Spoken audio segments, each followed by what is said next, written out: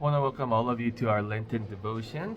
As you guys know, I'm in New York City this week, so I just wanted to share really quickly our text for today, which comes to us from the Gospel of John, chapter 4, verses 5 through 42. Now, we're not going to read through the entire thing, so I encourage you to read through it when you have time on your own. Our Lenten Devotion today is written by Reverend Teresa Salceda, who teaches on issues related to racial justice and cultural proficiency and such within the PCUSA. Just a few verses from John chapter 4, beginning with verse 7. Once again, if you have time, go back and read from verses 5 through 42. Verse 7. A woman from Samaria came to draw water. Jesus said to her, "Give me a drink," for disciples had gone away into the city to buy food. The Samaritan woman said to him, "How is it that you, a Jew, ask for a drink from me, a woman of Samaria? For Jews have no dealings with Samaritans."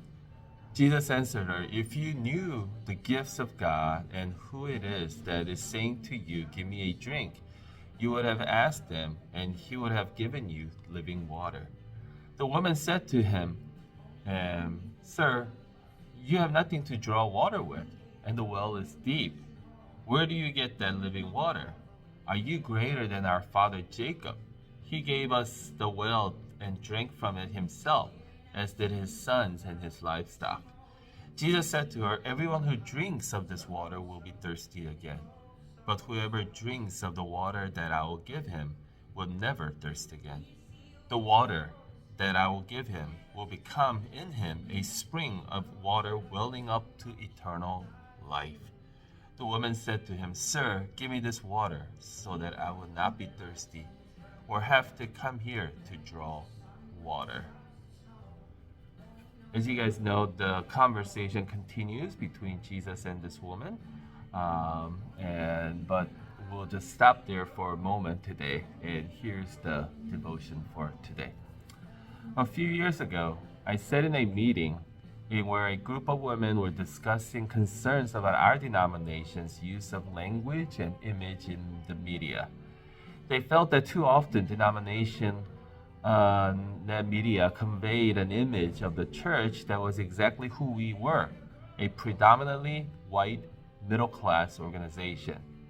How, they wonder, could the denomination's print and media publication convey an accurate but more welcoming message and image to diverse racial and cultural communities? The communications representatives seemed to struggle with the question that were being raised, and at one point asked the women in the group, "Can you give me a list of words that should be avoided and words that should be used instead?"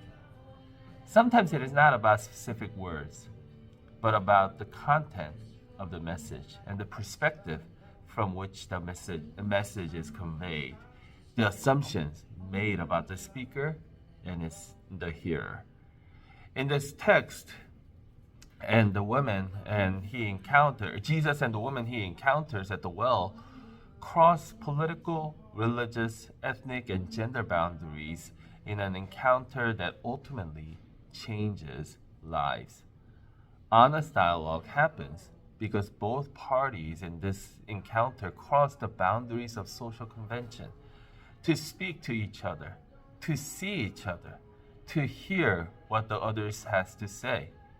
For us, hearing the whole story requires that we learn to hear it not just through the lens of Jesus' words or the disciples' surprise, but through the transformative experience of a Samaritan woman.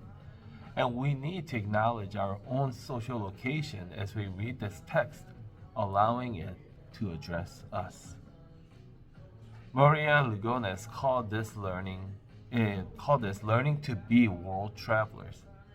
Consciously recognize the way that social location and cultural difference can influence our communication with one another is critical to communicating in ways that build community in a multicultural, multiracial world.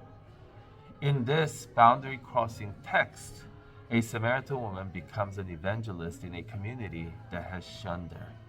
Her story challenges all of us to be world travelers for the gospel. Dear friends, what are the boundaries of our community? And how can we learn to cross those boundaries and practice being a world traveler? Think about that. Pray about that. And may God bless you in this Lenten season.